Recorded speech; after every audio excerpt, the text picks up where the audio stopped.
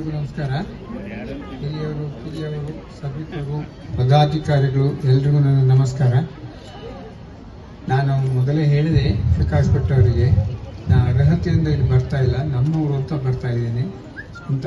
ಅದಕ್ಕೆ ಸರಿಯಾಗಿ ನೀವು ನನಗೆ ಅತಿ ಹೆಚ್ಚಿನ ಗೌರವವನ್ನು ಕೊಟ್ಟಿದ್ದೆ, ಅದಕ್ಕೋಸ್ಕರ ನಿಮಗೆ ಧನ್ಯವಾದಗಳು. ಎಲ್ಲದಕ್ಕಿಂತ ಮುಖ್ಯವಾಗಿ ನನಗೆ ಈ ಶಿವಳ್ಳಿ ಬ್ರಾಹ್ಮಣ ಪರಿಷತ್ತಿನ ವಿಷಯವಾಗಿ ಒಂದೆರಡು ಮಾತಾಡಬೇಕು ಅಂತ ಅನಿಸಿದೆ. ಮುಖ್ಯವಾಗಿ ನಮಗೆ ಚಿಕ್ಕದಿರುವಾಗಲಿ ಅಥವಾ ಯುವಕರಾಗಿರುವಾಗಲಿ ಈ ಶಿವಳ್ಳಿ ಬ್ರಾಹ್ಮಣರು ಅಂದ್ರೆ ಯಾರು ಅಂತ ಗೊತ್ತಿರಲಿಲ್ಲ. ಅದನ್ನ ಇಲ್ಲಿ ಪರಿಚಯಿಸಿದವರು ಬೆಂಗಳೂರಿನಲ್ಲಿ ಬಂದಂತ. ಬೆಂಗಳೂರಿನಲ್ಲಿ ಮುಖ್ಯವಾಗಿ ಪ್ರಕಾಶ್ ಭಟ್ರು, ವಾಸುದೇವ ಅಡಿಗರು ಮೊದಲಾದೆಲ್ಲ ಸೇರಿ ಮಾಡಿರ್ತಕ್ಕಂಥದ್ದು. ಅದರ ಹಿಂದೆ ನಾನು ಕೆಲವು ಅಧ್ಯಕ್ಷರನ್ನು ಪರಿಚಯ ಮಾಡಿಸ್ಕೊಂಡಿದ್ದೆ. ಈಗ ಇದು ಇಷ್ಟು ದೊಡ್ಡ ಸಂಸ್ಥೆಯಾಗಿ ಬೆಳೆದು ನಮ್ಗೆಲ್ಲರಿಗೂ ತುಂಬಾ ಸಂತೋಷ.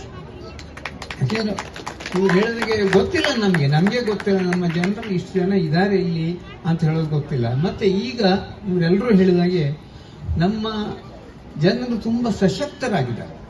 ಅದು ಬಹಳ ಹೆಮ್ಮೆಯ ವಿಷಯ.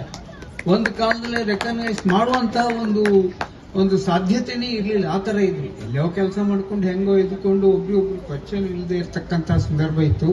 ಈಗ ಹಾಗಿಲ್ಲ, ಬಹಳ ಸುಂದರವಾದ ವಾತಾವರಣ ಇದೆ ನಾನು ತಿಳ್ಕೊಂಡಂಗೆ. ಆದ್ರಿಂದ